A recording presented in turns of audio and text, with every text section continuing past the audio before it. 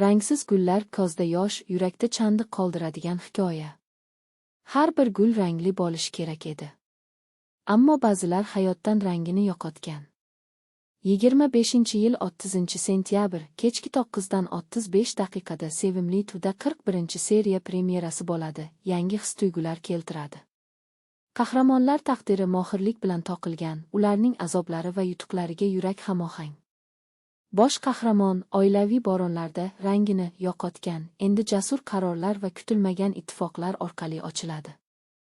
Dialoglar jonli, samimiy, aktyorlarga olqish. O'zbek manzaralari sof she'riyat.